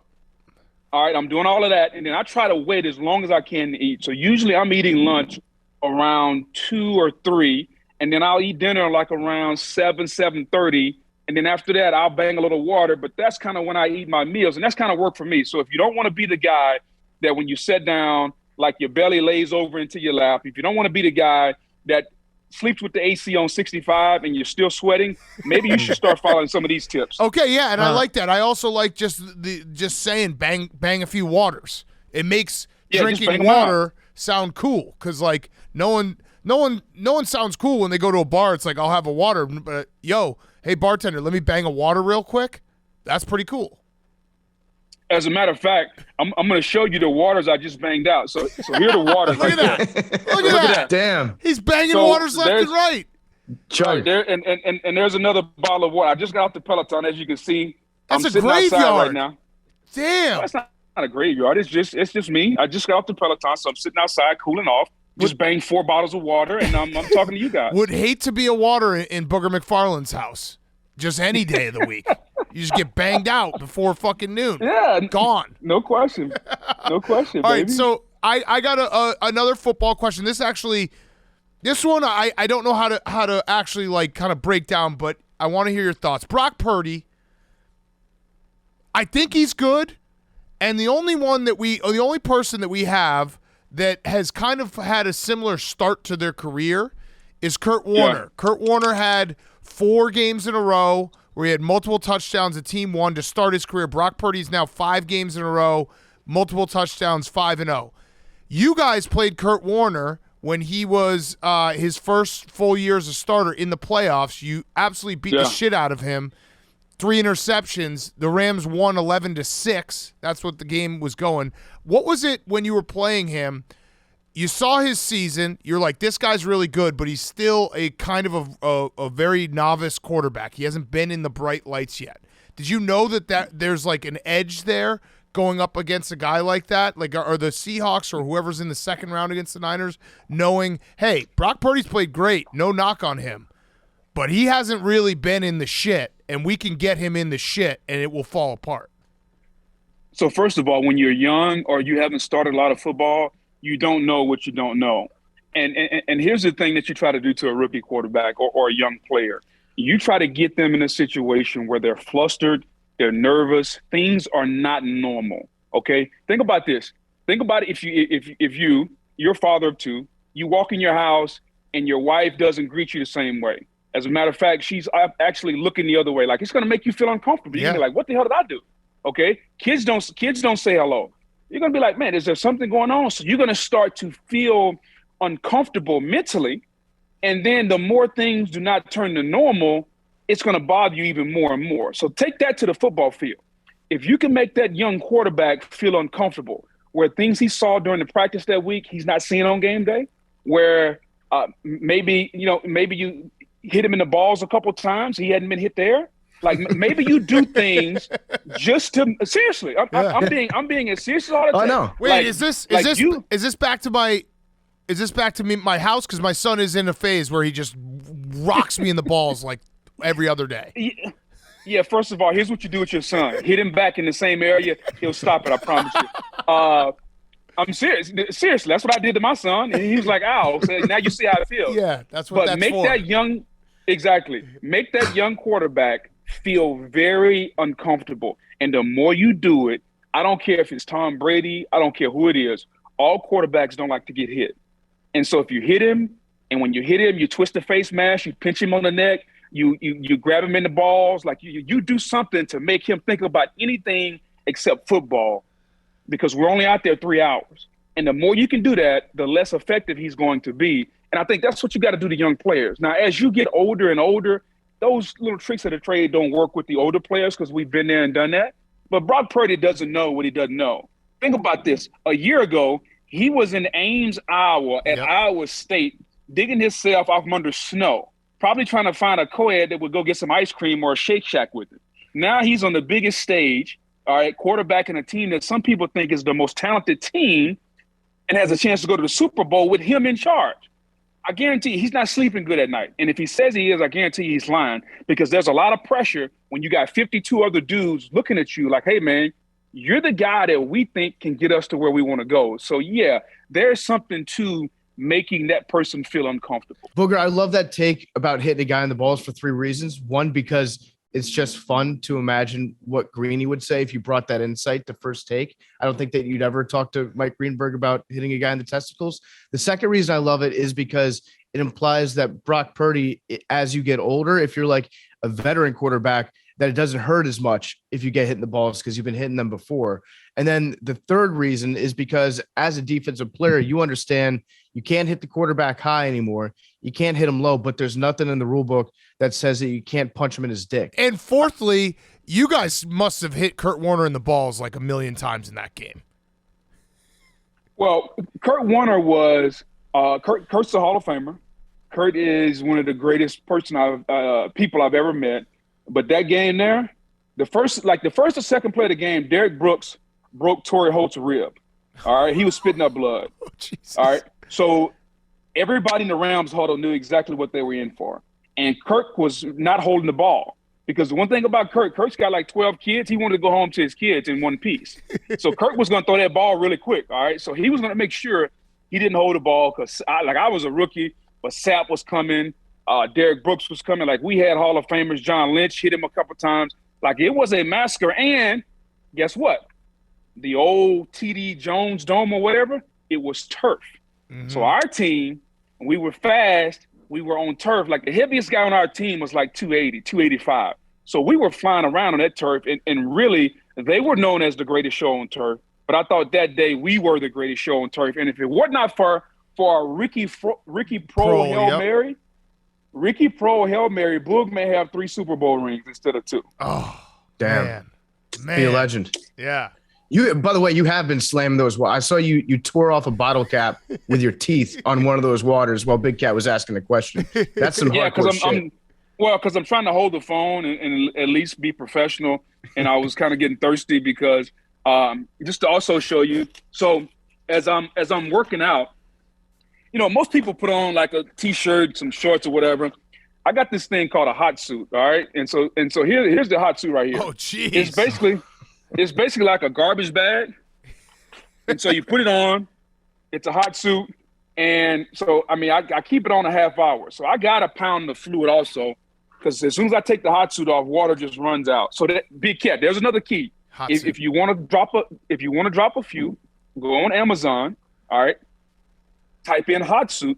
My buddy Spice Adams sent me the hot suit because Spice was fat just like I was, and both of us were trying to lose weight. So he sent me the hot suit.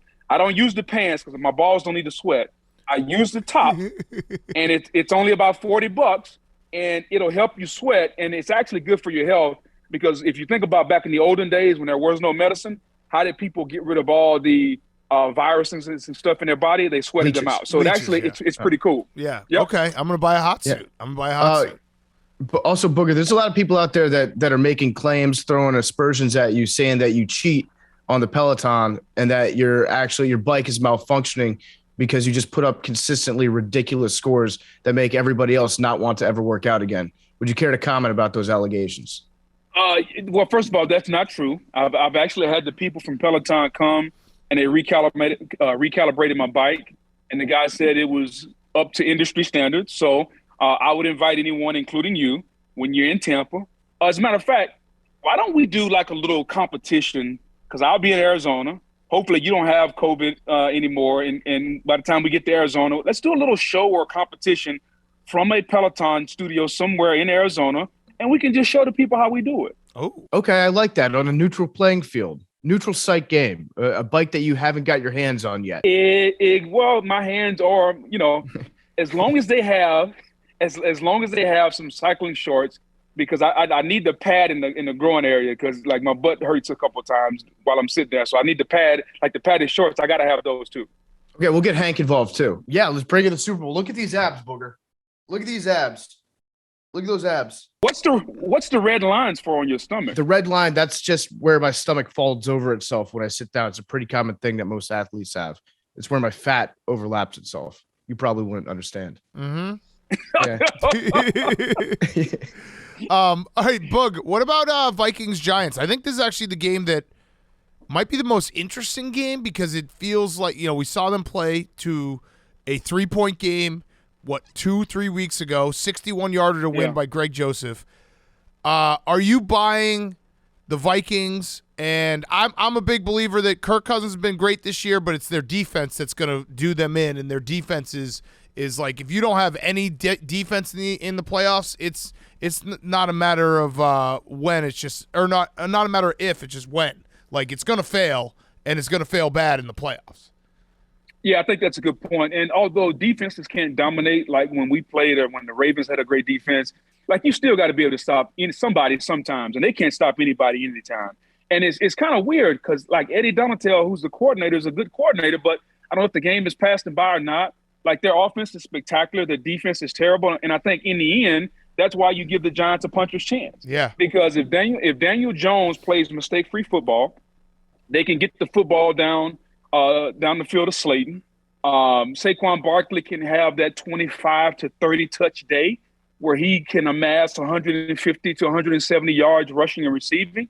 And we know that the wild card is Wink Martindale. Old Wink Martindale that's going to come out with the tank top with the long sleeves underneath the tank top. Mm-hmm. He's still one of the best coordinators in football. So it would not surprise me at all if the Giants beat the Vikings, because I think a lot of people, even though the Vikings have a lot of resiliency and they played really well in one-score games, I think they're 11-0 or 10-0, whatever the number is, they just don't feel like a team that with their record should be feeling because of their defense. And there's always the question, hey, which Kirk Cousins is going to show up? Is it going to be 1 o'clock Kirk or is it going to be primetime Kirk? Because 1 o'clock Kirk might be an all-pro. Primetime Kirk, man, he will sell the farm at a dime an acre, buddy. Yeah. Mm-hmm. Yeah. We always say that the best way to win in the playoffs is using the formula that the Giants had against Brady, which is just getting the quarterback with 4 guys and not having to blitz. Like which of these defenses do you think has 4 guys can pin their ears back as opposed to a team that would need to dial something up and use blitzes to get to the quarterback? Wow. Best front four. I like what they do in Kansas City. Chris Jones has been the best defensive tackle in football. Frank Clark, if he's healthy. The Chargers, when they can, if Bosa and Khalil Mack can roll, I like them. The Eagles set the record, I think, this year, where they were like 2 sacks off. They had 70 sacks. And they got a bunch of dudes that's got like double-digit sacks. It just depends on which Michael Parsons shows up. Is it the Michael Parsons from the first 11 games, or is it the Michael Parsons in the last 4 or 5? Because he and DeMarcus Lawrence can be a terror. Like, those would be the top ones just off the top of my head. Jacksonville really doesn't have a bunch of dudes. Buffalo, now that Von Miller's hurt, not really. San Francisco, I love Nick Bosa, who should be the defensive player of the year. Him and Eric Armstead. Like, if you force me to pick, I'll give you one from each conference. In the AFC, I like Kansas City, what they do. And in the NFC, it's hard to go against the Eagles, man, because they had 70 sacks this year. Although my favorite defensive lineman in football right now is Nick Bosa, because I think he has the best combination of size, speed, athleticism, power, and he's about to get a boatload of money. Mm-hmm. For the Bills, so we talked about Damar Hamlin at the top. We're not analytics guys. We usually make bets on emotions. You didn't have to tell the audience. First of all, you didn't have to tell the audience that you're not an analytical Yeah, we're not guy, geeks. We all know that. We're not geeks. Well, you don't. Yeah. Right, you don't have to say that. Yeah, we're not nerds. We're not geeks. Do you think that there is something to be said about playing with, I don't know, an extra pep in your step, some extra vigor, like this feeling of, okay, we went through this traumatic thing. We're closer now. Does that mean anything for the Bills in these playoffs? Because we are probably going to bet the Bills every single time because we're like, well, they're winning for Damar Hamlin. Does that continue in the locker room? So emotion will last about the first 5 to 8 minutes of every game. And emotion can get you to a point where when you're in a tough situation, it gives you purpose. So the Bills will have purpose. The Bills will have emotion to start every game. Is that going to be the reason they win? No. They're going to have to out-execute. And, guys, think about this. Remember when the Bills beat the Rams opening night? We're like, man, nobody's beating this team. And for about a 6-week stretch, like, they looked unbeatable. Yeah. They got a lot of injuries right now. Secondary's banged up. Von Miller's banged up. The offensive line is not as good as we thought they were going to be. So in order for Buffalo to win and win it all, because we know that's their only goal, like, Josh Allen has got to put the S on his chest. He's got to be Superman. He's got to be unfreaking believable. And their defense is good. They don't have to score 40 points, but they're going to have to play really flawless football offensively. But to your point, Big Cat, they have purpose, okay? It's kind of like when you get up to go to work every day. Think about this. You got 2 little crumb snatchers, and regardless of how bad you feel, you have purpose, okay? You have purpose that drives you in moments where there is nothing to drive you. And so Damar Hamlin will be good for the Bills, especially. I could envision this. At some point, he's going to show up at the stadium on game day, and that place is going to go berserk. Yep. It's going to go absolutely ape shit crazy. Now, is it going to happen this week? Probably not. Save it. You got to save it. Yeah. If he says if Damar Hamlin says, "Hey, I'm," because he was cleared from the hospital, right? And he's like, "Hey, should I be there on Sunday?" No, I say if I'm Sean McDermott, I'm like, no. Bengals next week. Yeah, we got Skylar Thompson this weekend. I think we can handle Skylar without you. And then next week the Bengals go up there. Yeah. And guess what? Pre-game they have the trainers that saved his life. Yep. And they throw him through a table at the 50-yard line before the game starts. Well, they're probably not going to do that, but it would be really cool. It would be really cool. To your point, they don't need Damar and the emotion to beat the Bengals. Skylar Thompson, I think you and Big Cat could beat Skylar Thompson. Yep. But next week, I can see a situation where he's got the flag, the American flag. He's in the tunnel. He runs out, and the seams absolutely bust loose on that place, man. Yes. Yeah. Yes. The problem is, like, everybody would cry. That would be an issue. Like, they might not be able to return that opening kickoff for a touchdown because the emotions would be almost too high. You go like kind of back the other way. Yeah, and Bengals fans would probably say that's an unfair advantage. They'd be like, "That's not right." Yeah, they were kind of ticked off at that. They are. It's funny, like watching a player on Monday Night Football almost pass away on the field, I think brought a lot of people together, and we all had a moment where we saw the humanity of people first, and we said to ourselves, okay, some things are bigger than sports. Let's just put the game secondary at this point, because we all need to come around and support Hamlin and understand that, like, at the end of the day, yeah, these guys are competitors on the field, but they're human beings off it. And that lasted about 26, 27 hours. And then they were like, NFL's rigged against Cincinnati. Goodell hates us. Fuck this guy. Yeah. Yeah, exactly. It's amazing. And this is why I love sports, because for about a 24-hour stretch, nobody cared about politics. Nobody cared about race. Nobody cared about the stock market. All everybody was concerned about was our favorite sport. Were we going to have somebody die on the field? And I think everybody was afraid of that because of the ramifications, obviously, with him and his family, and then all the ancillary things that would come from that. I think we all were afraid, and we all were like praying, and everybody was, calling each other. And then as soon as we found out he was going to be okay, everybody was back to normal, complaining about everything they could on Twitter. Yeah. Mhm. Yeah. It's very true. Booger, every time we have you on the show, we talk to you about how you get to work with Chris Berman, with Boomer, our hero. Is he out in Hawaii right now? Or are you going to come back and do NFL recaps for the playoffs with you guys? So Boomer actually, he's back now. He went to Hawaii to play in the Pro-Am last week.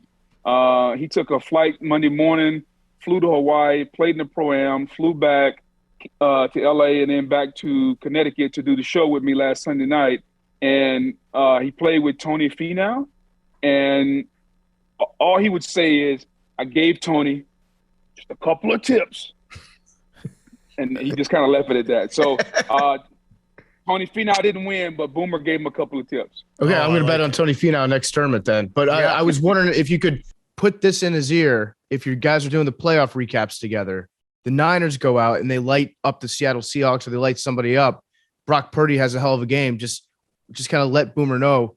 Can you just be like, hey, Boom, I want to Brock and roll all night and Purdy every day. Mm-hmm. It's right there. Brock and roll all night and Purdy every day. It's right Yeah, there. like the Kiss song. Hey, yes, I love that one. Brock and roll all night and Purdy every day. Yeah, just I like that one. let Boomer know, because he dropped the Jalen Hurts so good a couple of years ago, and that honestly made our year. Yeah.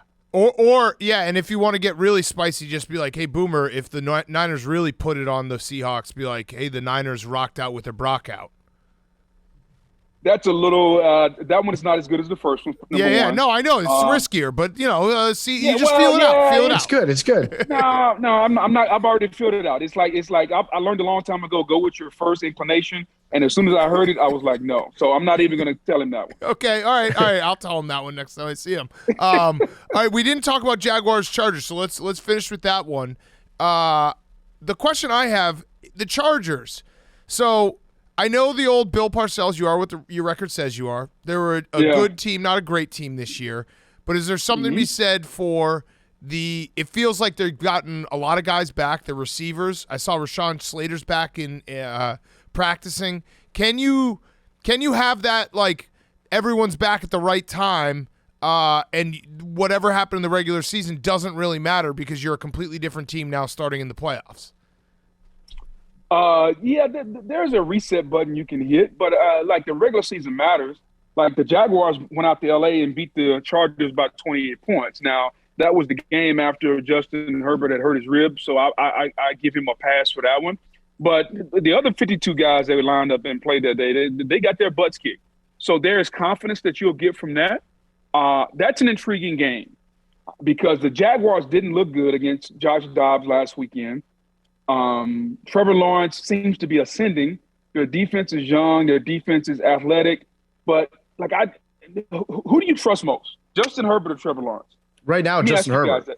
Right, exactly. So I trust Justin Herbert more, even though the Jaguars are at home. So I think you're going to see this game, regardless of what people think about the 38-10 beatdown the Jaguars put on them in September.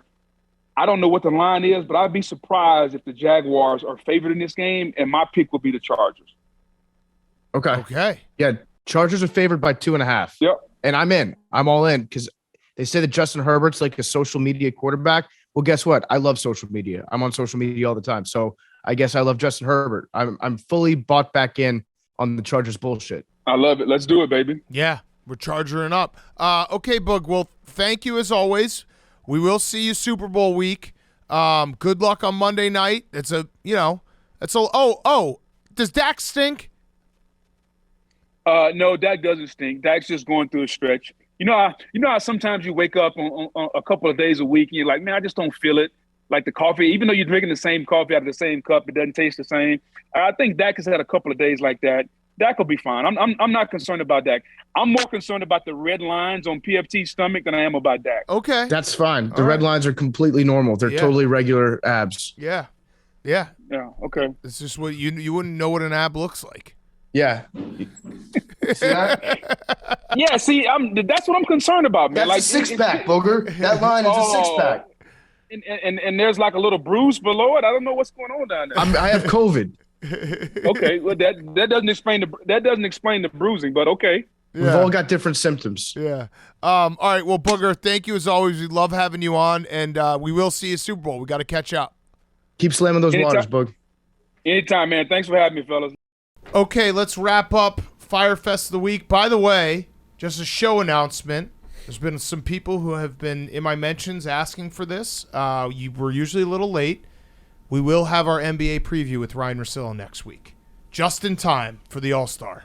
So, NBA preview. Find another show that does their NBA preview in mid-January. We're getting out ahead of it. Yeah. Usually, I think we wait till after the All-Star break, usually. Yeah, and then we'll do a college basketball preview with Titus sometime in the next couple weeks as well. We're just doing all the previews. So, if you are a football fan, a football guy like us, I've been watching the Bulls, haven't been consuming much else. Russillo will get you ready to go so that when football starts to dwindle, we're ready for some basketball. It's ready to go. All right, Hank. Speaking, I have multiple NBA related Fyre Fests. Oh no.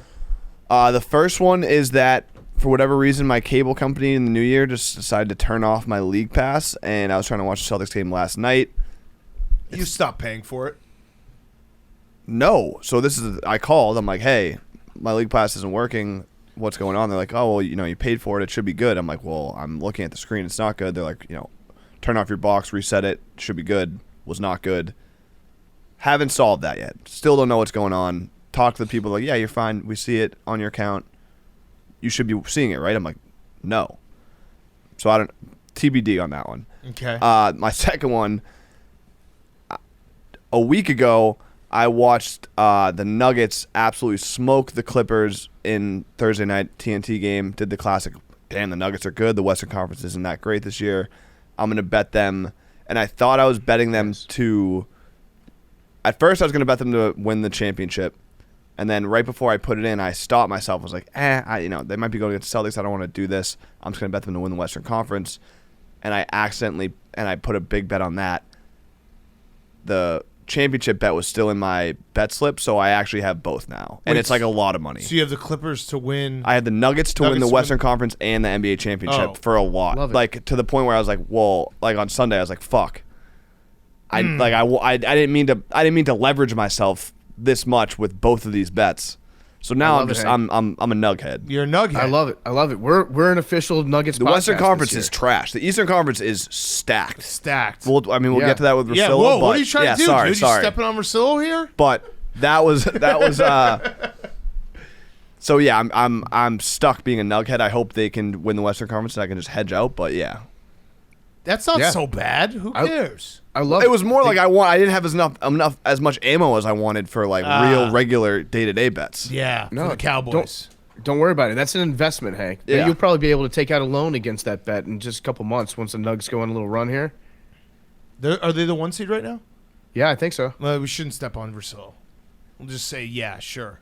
I think they are. I'm like 70% sure that they're the 1 seed. I'd agree with that. I feel like I think it's going to be Luka's year. Again, we're probably doing too much right now because we're going to do our NBA preview. They are the 1 seed. They're tied with the Grizzlies for the 1 seed. Okay, PFT, your Fyre Fest. My Fyre Fest is that I got COVID again, and so I'm pretty much over it right now. I'm kicking its ass. I'm a back-to-back 2-time COVID survivor.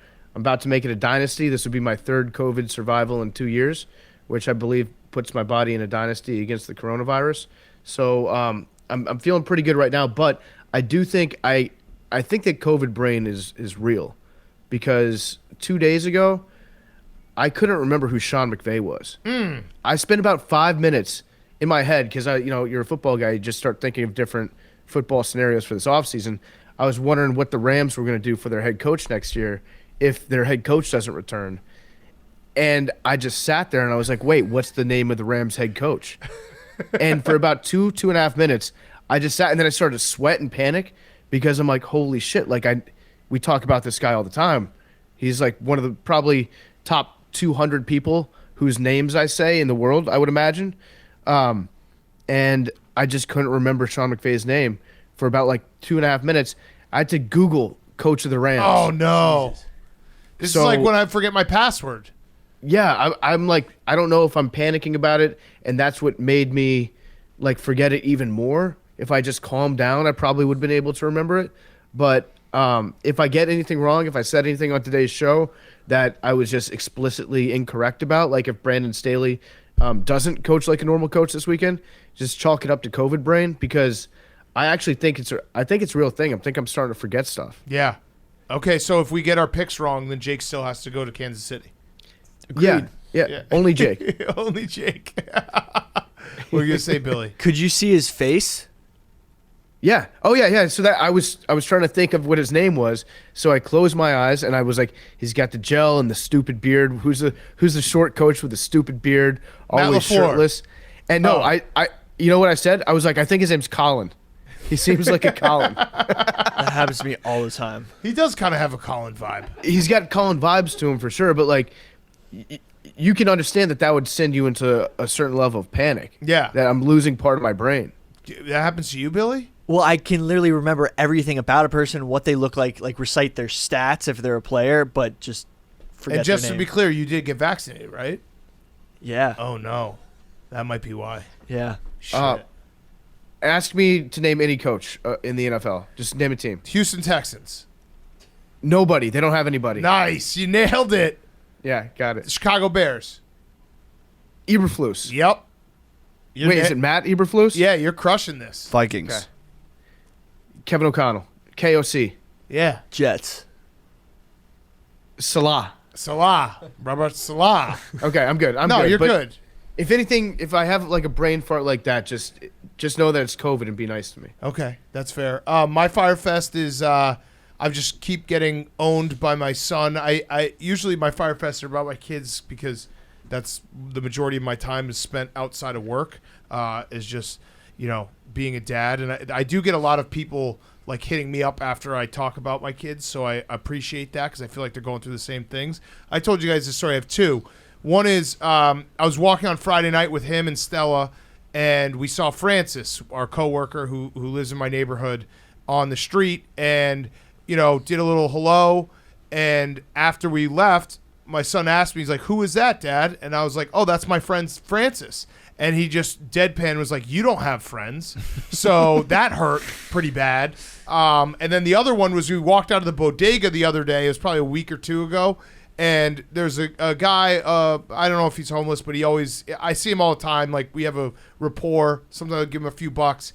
He's standing outside asking for money, and he goes to my son, "What's up, little man?" And my son, pretty funny to him, he's like, "I'm not a little man." He said, "What's up, little boy?" He said, "I'm not a little boy, I'm a big boy."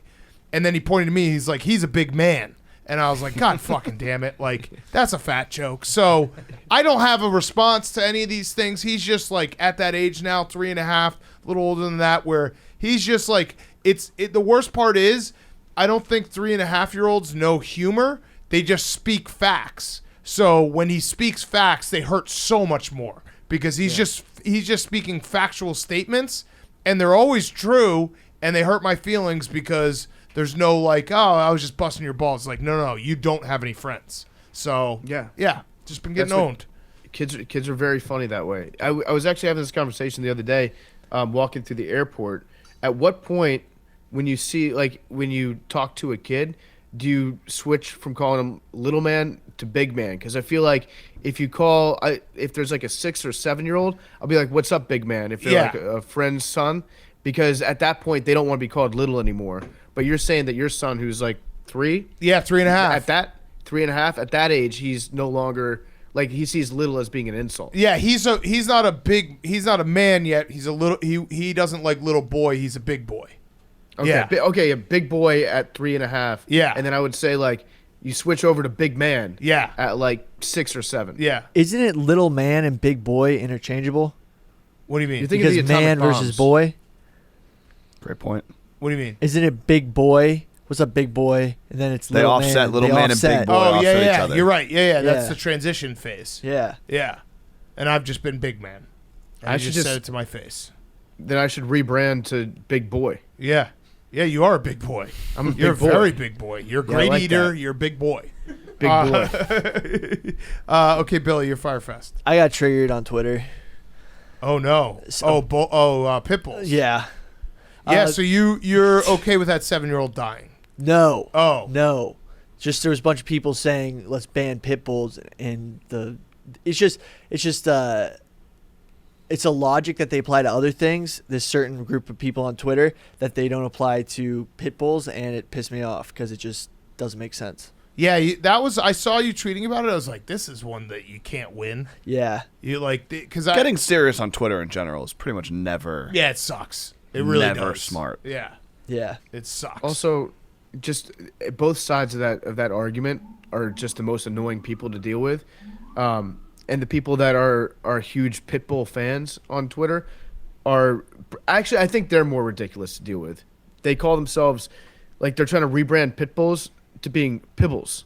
yeah, So they spell it Pibbles now because it's a cuter way of saying Pitbulls. or bullies. Yeah, bully dogs. Dollar. Yeah, Like that, yeah. My Pitbull would never bite anybody. And then I actually agree with Billy's take, though, that for the most part, Pit Bulls are solid dogs. Yeah. It's not. There's no such thing as bad Pit Bulls, just bad Pit Bull owners. It's just there is, and I agree with all that. There is, if you've ever seen a pit bull attack in any way, it's very, very crazy. I've seen one. I saw a pit bull versus a golden retriever once, and it was like the owner of the pit bull was like trying to punch his own dog in the face to let go Yeah. of the other dog. So that is scary, but it's not. They're not bad dogs. They're bad dog owners. Yeah. One of the nicest dogs I ever met was a pit bull named, his name was Biscuits, I believe. And he was a dog that had like scars all over his face, had cropped ears. He was like a fighting dog. And I got that dog. I sold that used dog to a couple outside of a PetSmart down in Austin when I was an adoption counselor. That was my proudest moment of getting Biscuits a nice home. That's And huge. even the scary looking ones can be good dogs. But Yeah. Billy, It was my more- advice to you would just be not to weigh in on dog safety issues online because you can't win those fights. was Especially more- after a 7-year-old dies. No, it was more these certain group of people were a part of a certain part of Twitter that just is very against bans on certain items of other kinds Right. that were just applying that same logic, and it was just annoying. Yeah. Okay. Can guns shoot themselves? I'm just kidding. They can. That's If you have bad I gun saw safety, some of the you can replies, and people are like, "My gun doesn't have a brain. A dog does." No, but it just is a no-win. All in all. it was just more the logic. It's just annoying. Yeah. A gun with a brain would kick ass, though. Yeah. The only thing I that guess can stop that's a a drone. bad person with a dog is a good person with a dog. Yeah. Okay, Jake, finish us off. I had a pretty stress-free week. Oh, really? You want to Yeah. do the Ray Allen tweet? Yeah, nothing to lose sleep over this whole week. It was all smooth, all good. Great start to this year. No, I apologize for pushing back on the thing the other day, but No, you don't have to apologize. Billy tried to put me into shape, and I'm still sore from Squat Mageddon a week ago today. Oh no. Yeah, You haven't used those muscles ever. ever. Round 2 today. I don't know. Okay, the craziest part about Jake's Squat Mageddon is it was mostly just making him getting up from a seated position several times. Yeah, you got to start somewhere. Got to start somewhere. I mean, that happens. I've been trying to get back in the gym, and I squatted for the first time in like 5 years, and I was sore for like 3 or 4 days. It sucks. Yeah. Sucks. But first day is always the worst. I actually like though that there's nothing better than a good squat sore. Oh, yeah. Like that feels the best. And Max and I were saying the same thing. It hurt more walking downstairs than up. Yeah. Oh Yep. yeah. That's never happened before. Yeah. Yeah. Yes, those quads. You've got those quad muscles there. But it is a good feeling when you start squatting after a long time because you can actually feel your body like starting to repair itself. Yeah, and get stronger. Yeah. Hank, how's squat getting going for you? It's good. Day 2 today. I'm Six excited. pack coming in? It is. It is. Let me see. See the progress. No. Why? I can't Super see a Bowl. progress report? I don't know. All I'll right, show you. fine. I'll show you off camera. Okay. Show me off camera right now. Do you have a red line? After the bike is really what is kicking into action. But Yeah. Hell yeah. Yeah. Oh. Hank, ride on Saturday. We're going to do a Buns of Anarchy ride on Saturday. King In. of Tool pop punk ride. yes, Love it. goat. Love it. All right, let's finish off. Numbers. Hank, have you ever gotten this? No, You have? Oh, have you ever gotten in the seat? no. Good Oh, point. shit. Oh, fuck. All right. I Uh, thought maybe in this seat you had gotten it. This dude literally just DM'd me. 1247 Matthew Patton saw this while listening to the pod, and it's a license plate in front of him, and it says Hank 7. So I'm going with 7. Okay. Hank's got 7. I'll go 17. 69. I'm going to go 18. with 20. 92. Okay. Oh, Meme's getting a rare pick. Memes. If memes get this. Memes, what's your pick again? 8 because 3 is missing. That's true. So Hank has an even better, easier chance. What was it, PFT? 92? 92. Max, you were what? 20? Always? I'm 17. 62. You're so bad. It's Seventh I was time. fucking Matthew Patton, idiot. Were you thinking 62? Were you thinking 62? Yeah. You Yeah, never know. shit. That's too bad. All right. We'll see everyone on Monday for a full recap of Super Wildcard Weekend. Love you guys. Chicken eggs are just chicken periods.